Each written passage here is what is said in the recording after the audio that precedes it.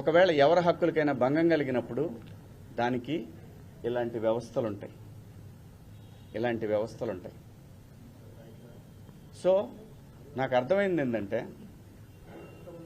సలహాలు ఇవ్వటం మానుకోవాలి, సలహాలు ఇవ్వటం మంచి మాటలు చెప్పటం మానుకోవాలి. ఎవరిదాడికి తెలుసు ఇక్కడ. ఒక్క నిమిషం, అదే చెప్తాను. ఒక్క నిమిషం అమ్మా, నేను చెప్పాలనుకుని చెప్పనండి. మళ్ళీ అంటే నేను అనేది దీన్ని ఇంతటితో ముగించుదామని, ఈ డిస్కషన్ ఇంతటితో ముగిద్దామని చెప్తున్నా. ఎవరి అభిప్రాయాలు ఎవరి వాళ్ళకి తెలుసు.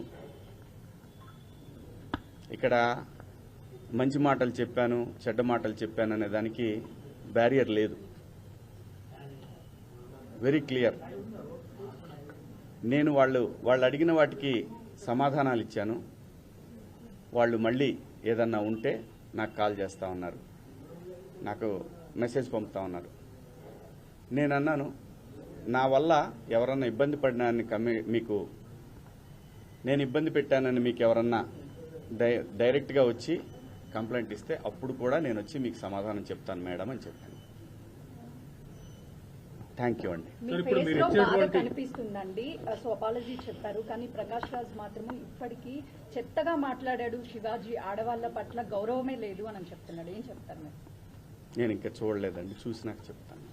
ఆయన సార్ మీరు ఇచ్చిన ఎక్స్ప్లెనేషన్ తోనే ఇప్పుడు ఈ మహిళా కమిషన్ యాక్సెప్ట్ చేశారా సార్? మీ మాటలకి కట్టుబడే ఉన్నారా? కేవలము 2 మాటలే పొరపాటుగా అన్నాను అన్నది మాత్రమే వెనక్కి తీసుకుంటున్నారు. వాళ్ళకి ఏవైతే నచ్చలేదో వాటికి నేను క్షమాపణ చెప్పాను. నేను ఇచ్చిన స్టేట్మెంట్ అలాగే ఉంది కదా, దాన్ని నేను వెనక్కి తీసుకున్నది ఆగుతుందా? కాదు కదా. నేను మంచి చెప్పటం తప్పు అనేది నాకు అర్థమైంది. సోషల్ మీడియాలో విపరీతమైనటువంటి నేను అనేది ఒకటే,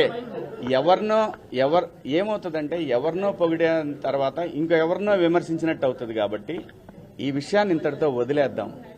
దయచేసి అందరూ కూడా ఎవరి అంతరాత్మలకు వాళ్ళకి తెలుసు ఏం జరుగుతుందనేది. అందరి అభిప్రాయాలను గౌరవిద్దాం. ఫైనల్లీ సోషల్ మీడియాలో మద్దతు పెరుగుతుంది కాబట్టి ఇక మీద నుంచి కూడా అవేర్నెస్ కల్పిస్తూనే ఉంటారా? ఈ లైన్ స్టాండ్ తీసుకుని ఒకటి కేవలం ఒక్కరిద్దరు మాత్రమే వ్యతిరేకించారు, బయట సామాన్య ప్రజలందరూ కూడా మీ వెంబడి ఉన్నారు, మద్దతు ఇస్తున్నారు. సో దీనికి మీరేమంటారు? నేను అవకాశం ఇచ్చానండి, కొంతమందికి మాట్లాడే అవకాశం ఇచ్చాను. ఇక్కడ నాకు అర్థమైంది ఏంటంటే నువ్వెంత నీ బతుకెంత అంటున్నారు, వాళ్ళని గౌరవిస్తాను. ఇప్పుడు మీరు చెప్పిన దాంట్లో కూడా నా మీద అంత నా వెనకాలే ఉండి నా మీద కుట్ర చేశారన్నారు. అదే నేను అనేది, నేను ఎవరికి భయపడను. నేను బతుకు తెరువుకి వచ్చేవాడిని, ఇక్కడ కాకపోతే కష్టపడేవాడిని, ఇంకో చోట పోయి బతుకుతా. అంతేగాని ఆత్మాభిమానం చంపుకొని ఎవడికో భయపడి ఎవడో బెదిరిస్తే ఎవడో వార్నింగ్లు ఇస్తే భయపడే రకాన్ని కాదు. అంత మాత్రం చేత వ్యవస్థలను గౌరవించకుండా, నేనుంటున్న పరిశ్రమను గౌరవించకుండా అంత విలువలు లేని బతుకు నేనైతే బతకట్లేదు.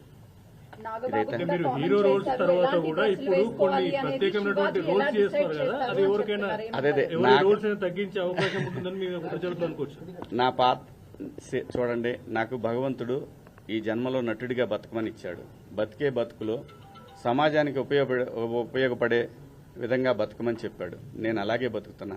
అన్నిటికీ ప్రతి ఒక్క దానికి గుర్తుపెట్టుకోండి, కాలం కర్మ అన్నిటికీ సమాధానం చెప్తుంది. నేను ఒకటే చెప్తున్నా, నా వెనకాల అంత కుట్ర చేయాల్సిన అవసరం లేదు. నాకు ఈ సినిమా కాకపోతే నేను రైతు కొడుకుని, నాకు 30 ఎకరాల పొలం ఉంది, వెళ్ళి బతుకుతా. కానీ భయపడే రకాన్ని మాత్రం ఎప్పటికీ కాదు. ఇది పొగరు కాదు, ఇది నా ఆత్మాభిమానం. నాగబాబు గారిది నేను చూడలేదు. ఎవరు వీళ్ళిద్దరు మీరు చెప్పింది నేనేమీ చూడలేదు. అందరికీ నచ్చే విధంగా ఎవరు మాట్లాడలేరు. ఆఖరికి గాంధీజీ మీద కూడా హత్య జరిగింది. ఈ దేశంలో ఎవరిని, ఈ భూమి మీదనే ఎవరు సాటిస్ఫై చేయలేరు. యథార్థవాది, లోక విరోధి. అన్ని అదే ఎవరు కుట్ర పన్నుతున్నారు ఏంటనేది కనిపిస్తానే ఉంది. వాళ్ళకి ధైర్యం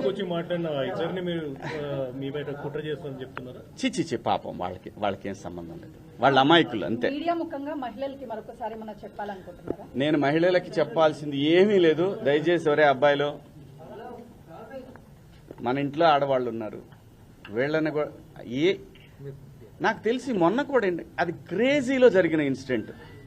ఒక ఆర్టిస్టులు కనపడ్డప్పుడు జనాలు పిల్లలు ఎగబడతారు. అదేమైందంటే ఇబ్బందికరంగా అనిపిస్తుంది. ఆ పాపం వాళ్ళకేంటంటే నేను భాష రాదని మాత్రమే చెప్పాను కానీ లేకపోతే ఆ సలహా కూడా ఇచ్చేవాడిని కాదు. ఎంబ్రాసింగ్గా ఫీల్ అయిందని ఓ మాట చెప్దామనే దాంట్లో మాటలు తూలాను. దానికి అపాలజీ కూడా చెప్పేశాను.